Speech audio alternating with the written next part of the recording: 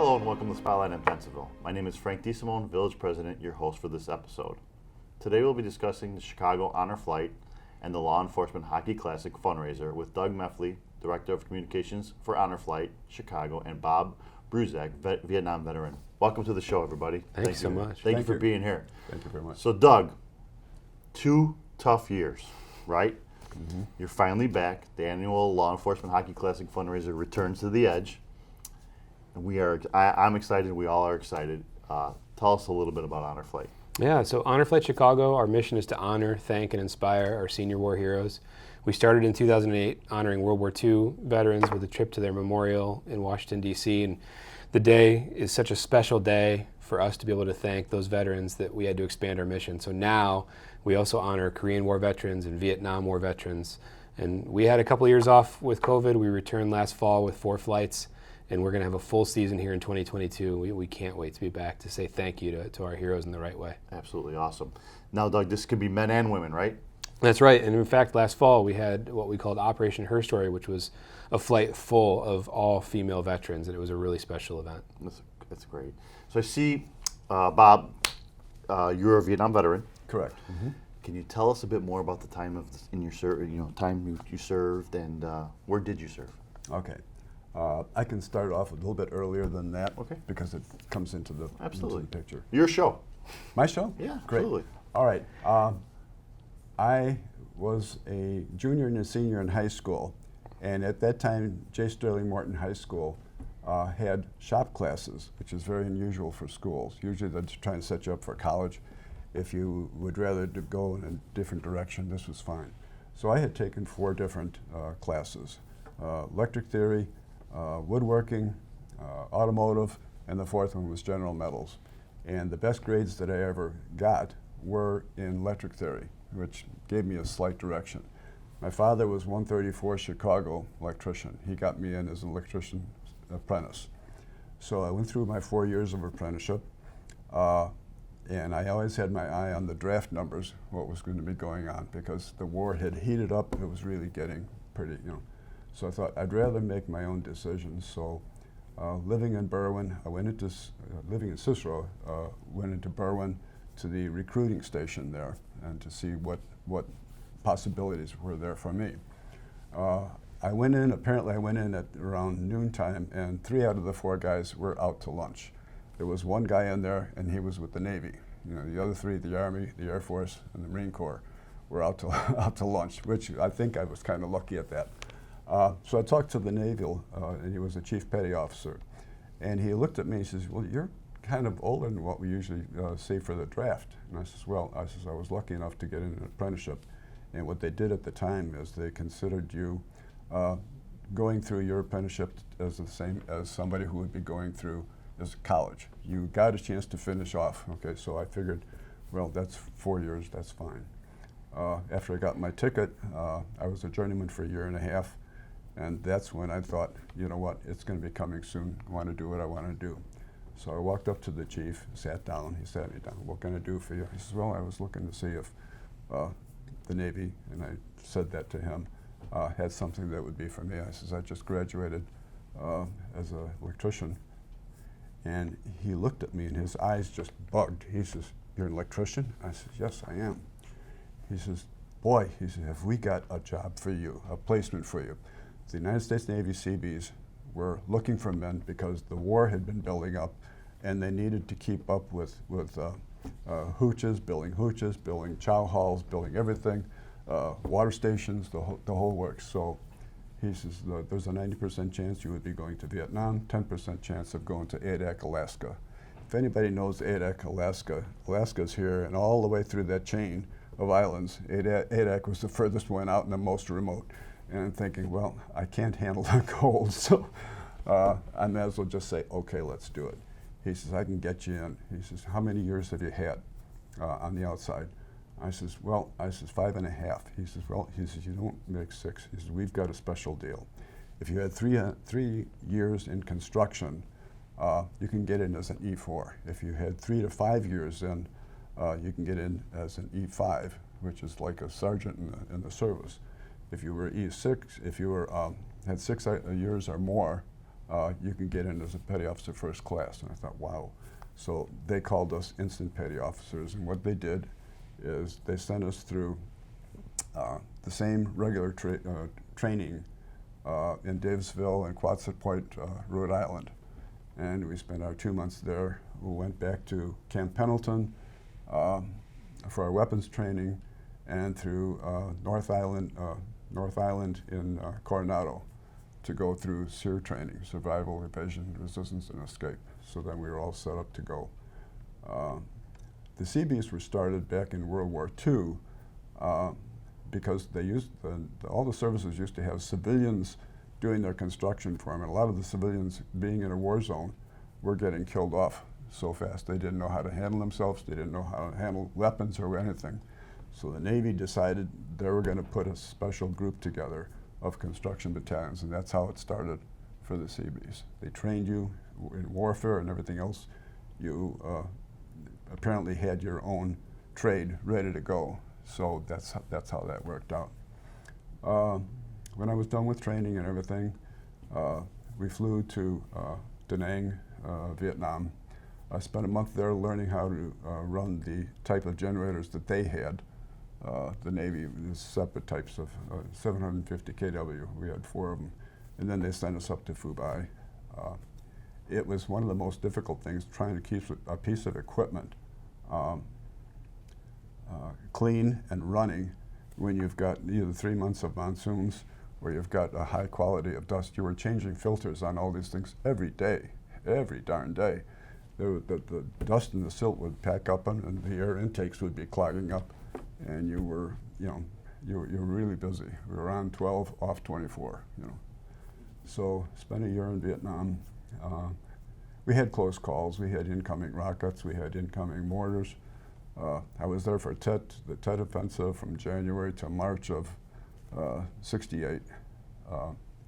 We were actually cut off from Highway 1, the major highway going through the state or the country for 4 days. We had to have everything, all of our supplies airlifted in. C-130s would come in, they'd land, stuff would go out the back of them, and they'd keep on running, and then they'd take off. They just hit the ground long enough to because they would have been a target, so they didn't want that. So that was a year in Vietnam. It's a year that you'll remember all your life. When you see somebody else in Vietnam, you have a common denominator that you were there, and it stays with you on a daily basis. You think about it all the time. And now that they bring it up, more often, and I was so grateful when Honor Flight Chicago came along, and they helped a lot of us, and I'm sure it's going to help a lot of the guys in the future. I mean, some of the guys want to remember or want to go back to or go to Washington, D.C., see all the memorials and everything, and it's a fantastic day. I volunteer for them now. I started 3 months after my flight. They did everything so it's like a well-machined well-oiled machine. Right. Everything just went off so great. I mean, once all you had to do is have the responsibility to getting yourself to the Midway Airport. They take over from there. They give you a fantastic day.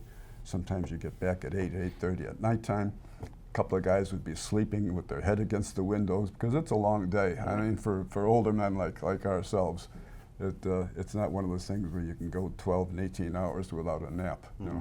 But I'm grateful for Honor Flight because it's now my turn. I was lucky enough to be on the first Vietnam flight that they had, and I never really realized it until about a month later after the flight. I'm thinking, Bob, you know how many thousands of guys are going to be coming behind you for this?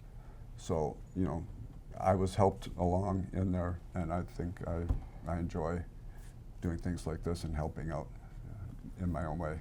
I thank you for your service. You're welcome. The village of Bensenville thanks you for your service. My family, everybody. I mean, you know how I love doing this. Yeah. Yes. I missed it last year, and I know you kind of touched on a little bit more how much Honor Flight means to you. I know you said it, and I caught it, and I was kind of in awe just listening to the story. So I probably missed it. But one more time, what are the takeaways from it that it meant to you? Well, I could probably tell you a lot of them, but I think that a lot of them are still going to be surprises for future flights. So if I tell you, I'm going to have to show you, that's not going to happen. Understandable. But there were so many things they've done during the course of the day, What I would say to anybody who is thinking of doing it, go ahead, because you will never regret it. You will never, ever regret it. It's a day in your life. I know the one thing that I did do years ago, I don't know if many people remembered it, but the city of Chicago had it in 1986, the parade down from Olive Park to LaSalle Street to Jackson, Jack over to Grand Park. And I was in that parade. And that was a great day, but it was only one day. I mean, what it meant to all of the Vietnam veterans who really didn't get a nice hooray coming back because of the way how unpopular the war was, and we've lived with that for many, many years. That short of Korea, I mean, there we broke loose and everybody went home, but they still were appreciated. I don't think the guys in the services were appreciated at all when they came back. That was a one-day effect, okay, and it was great. Thousands of people were lining up the streets. The tide turned about how people felt about that particular war. I think they realized that we were sent there by our government. Okay, it's not something that we wanted to do. We did it for our government, for our country, But this time, granted, it was a one-day flight back and forth, and I have never found a guy who said, I didn't care for that much. Everybody thinks it's just great. I mean, it's well run. They're waiting for you. They're standing in soldier line at the curb at Midway with a folded up wheelchair right next to them, like a bunch of soldiers.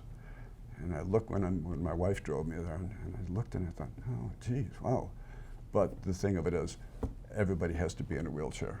It's not because you can't make it walking, but they can control you, and they can get everybody to every point, get you to the buses, get you to the airport, get you back and forth.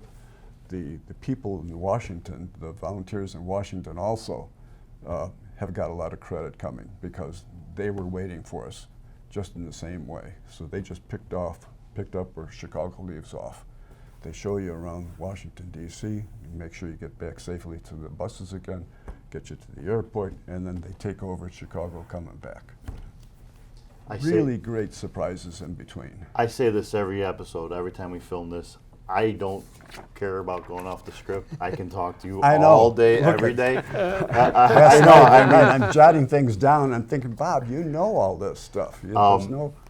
My family, I know it's been lost, the respect factor of those who fought for our country. And I know you know this story. My son is 19. My daughter is 15. Yeah. To this day, if we see somebody in uniform, we thank them for their service. If we're at a restaurant, we try to buy them their lunch, or if they already ate, we try to buy them their dessert. That's great. The story I love to tell is my son was in 8th grade. We were late for a flight at O'Hare. We're running through the terminal, and I turn around and I don't see my son. I'm like, where did he go? I come back, look for him. He's shaking the hands of every military person that was waiting for a flight and thanking them. That's right. It's rough, but thank almost you for makes their you service. cry. Almost makes you cry. I'm not gonna cry, but because I got a persona I gotta have. But that's kind of what we teach them, and that's just our end of it, and that's kind of why my son will be at this event. I mean, he volunteers. My daughter, we love this event. We missed it last year, and we're gonna make sure that we're gonna be good this year. Sorry. But let's get back to the script before I get in trouble. Right. So how many honor flights have they sent from Chicago and nationwide? So we ended last year with 99 flights, which means our first flight in 2022 will be our 100th flight, and we're planning a big blowout event for that. We've flown over 9,200 veterans out of Chicago. We're the largest hub and a nationwide hub in the honor flight movement. There's about 125 hubs around the country, and collectively we've honored over 250,000 veterans. But we're still, we keep saying we're just getting started. There's so many more veterans that we need to thank. That's awesome. So how can our viewers find out a little bit more about Honor Flight? So honorflightchicago.org, our website is the best spot to go. You can always call our office, and the number is 227-8387. And we'll be glad to talk to you. We have volunteers in every single day, and a lot of our volunteers are veterans who've made the trip themselves, and they're happy to share. You guys have a couple more minutes to hang out with me? Sure. We're going Love to take to. a little break. Okay. We'll be right back after this short commercial break.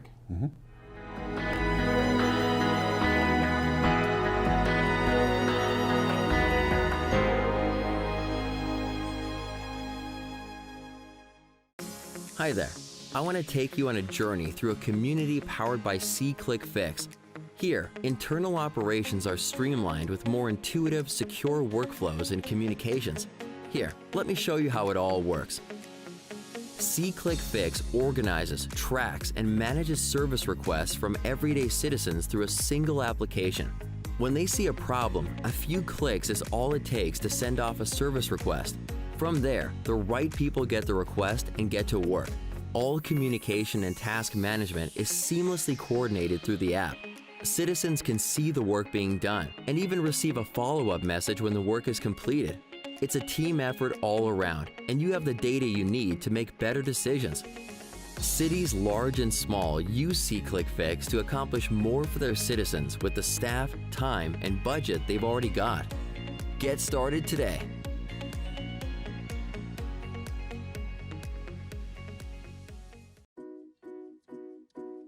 SeeClickFix is a tool to report non-emergency issues to City Hall, built to be easy to use for anyone on the go. When you see an issue, take less than a minute to report on SeeClickFix. First, hold the app and press Report.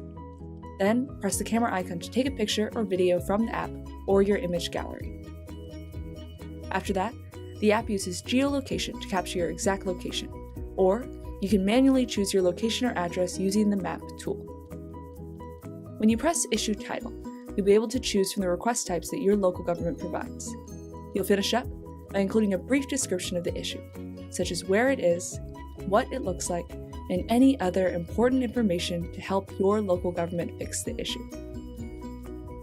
Then, press Done, and then Submit, and you're ready to go. SeeClickFix, a simple and valuable way to help you build a stronger community.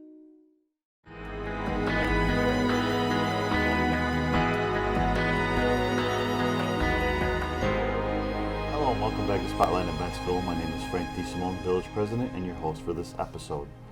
Today we are discussing Chicago Honor Flight and the Law Enforcement Hockey Classic fundraiser with Doug Meffley, Director of Communications for Honor Flight Chicago, and Bob Bruzak, Vietnam veteran. Welcome back.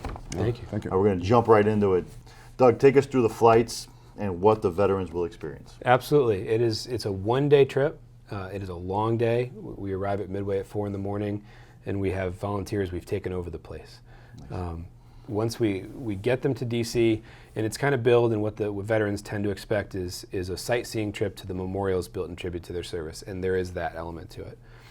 But we also pack in a lot of surprises, a lot of ceremonies, and just ways that we can show our gratitude and appreciation to them throughout the entire day. So we always visit the Vietnam Veterans Memorial, we always visit the Korean War Memorial and the World War II Memorial, and then interspersed among there are some other stops that are special to maybe veterans specifically for that trip, or just in general that we've picked out. And we do like to keep some of those things as surprises, some of the worst kept secrets. But once a veteran comes home, then they come home to the true welcome home they didn't receive when they came home from service. And that's what we are excited now in post-COVID times. We're hopeful to make that an even bigger celebration at Midway Airport.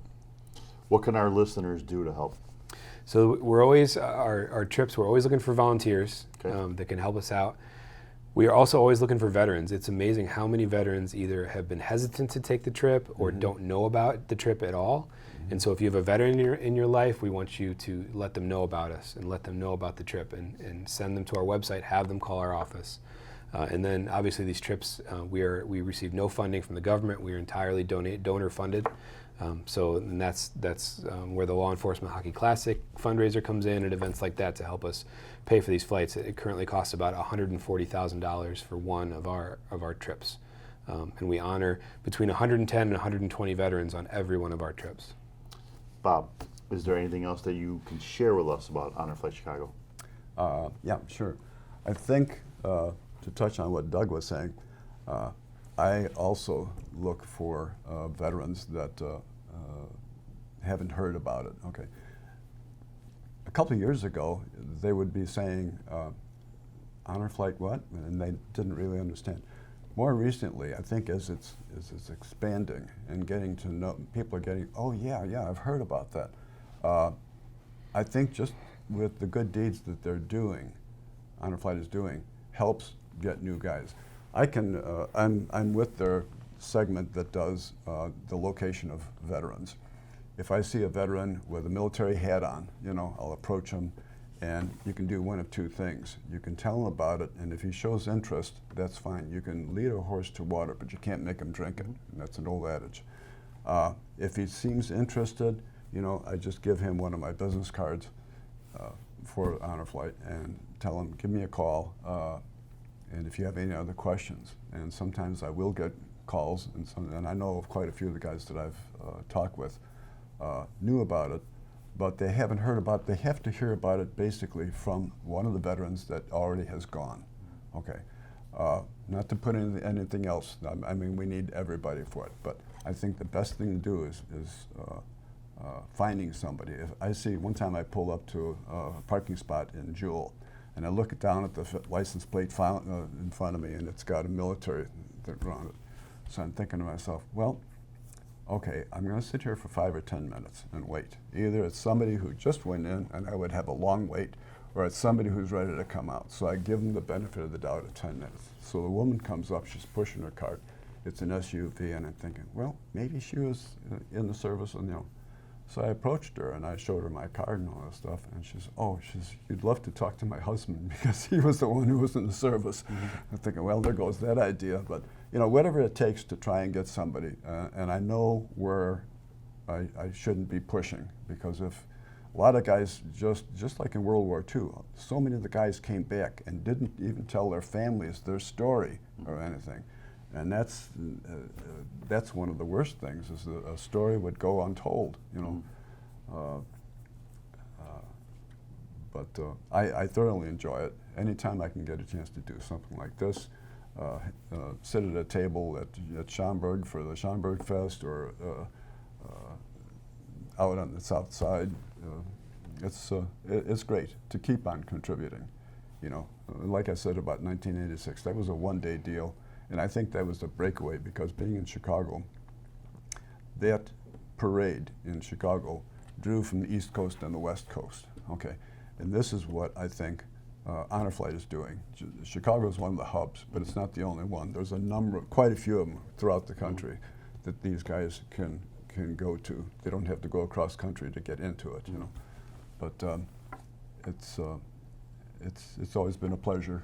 The people in the office, I bounce in there once in a while just to say hello, and I walk away thinking, boy, I'm glad I just came in to say hello. They always have something going. I mean, they've got files and files of everybody. What I would say, going back to the flights, when people are making out their medical records for this, what I would suggest is dig back and think of everything that you've had or anything that would be helpful to them, because they have medical people for the military. They've got all of your records with them. If anything happens to you in flight or anything, they can either find out or figure it out. They can look at your records, see what problems you've had. So what I would tell a veteran that would be coming in and saying, I want to do this, when you get that 7-page application, fill it out, and fill it out correctly. And it's good for you, and it's good for your family, knowing that, even though you're away for a day, you're well protected by these people. They're doctors, they're nurses, they pay their own way just for the ability to help out, right, one way or the other. That's going a long way. Absolutely. Absolutely. So. Tell us about the upcoming Chicago Honor Flight, the 2022 Law Enforcement Classic. We hosted here at the Edge in Bensenville. Tell us what we're going to expect. I know what to expect there. Bob's a newbie. Bob doesn't know, but we're going to try to floor him. The 100th flight. Yeah. Let's Let's tell them what's going on. So we're so excited to have the Law Enforcement Hockey Classic back after 2 years off. I mean, when the world shut down in 2020, we were 3 days away from having our 2020 edition. So we're excited to bring it back. We have teams from the Chicago Police Department and a team from the Chicago FBI will take each other on the ice. It is a competitive game. Yep. There have been, back and forth over the years. We broke a couple pieces of glass, I think, in one game, didn't we? Yeah. It's really good hockey. I remember that. There's rumors of ringers flying in from around the country over the course of the years. So Yeah. it's a fun game just for the game itself. And then we surround it with the pomp and circumstance that we're typically doing on our flights with bagpipers. And we'll have sailors from Naval Station Great Lakes there and ceremonies on the ice honoring veterans. And a lot of fun in between periods with youth hockey and different events. Chuck-a-Puck, which is a popular fundraiser. Everyone in the crowd can buy a bag of soft pucks and chuck them on the ice to try to win prizes. Yep. And then beyond all that, there's auction items and raffle baskets and just fun things to that you can take home, that you can win as a person that also helps support our mission. So we will. Typically we'll have some celebrities there and some special guests. Corey McFerrin from Fox Chicago will be our host this year. So we are so excited, and what we have found is that having this couple of years off, our volunteers and folks, our supporters and folks who just enjoy hockey, they're excited because our ticket sales are going really well. So we expect a really ruckus and fun atmosphere at this game. So where can they find out about tickets and how to purchase them? So honorflightchicago.org/hockey is the place. And if you just end up on our general website at honorflightchicago.org, there's a big photo right in front, and that'll take you to all the information that you need. Social media? Social media, we're on Facebook, we're on Twitter, we're on Instagram. You can find us if you just search Honor Flight Chicago, and we've got a lot of great content, hockey related, but also as we mentioned before, looking forward to our 100th flight. We've been looking back at a lot of the impacts that we've had over the years. So there's some really, really moving and compelling videos there where you can hear veterans tell their stories and their experiences. How can people volunteer? So honorflightchicago.org/volunteer is the URL for all the information on our application. And our office is always, again, happy to talk to you. And the phone number, again, is 773-227-8387. Okay, so this is my plea to all those people that I know out there. Come to this event. It's a huge event. It's a great event. It's for a great cause. Those who may be celebrities that I know out there, I'm going to be calling you guys to come out and show your support for these guys. We will all be there. I think the biggest raffle prize is at dinner with us. Yeah. That's the big raffle prize. I believe so. Come bid on that dinner with us. We'll even pay, right? Yeah. We'll pay. So come on out. Hockey event, great event, honor flight. Thank these ladies and gentlemen for doing what they did for our country, even though it's a little late, but better late than never, as we said before. That's good. Thank you for being here. You're welcome. We're going to see you. We're going to make it special for you. Uh-oh. And you watch out. Surprises. We have surprises we don't tell you about. Okay. Doug, it's always been a pleasure having you out here. Thank you. Welcome back.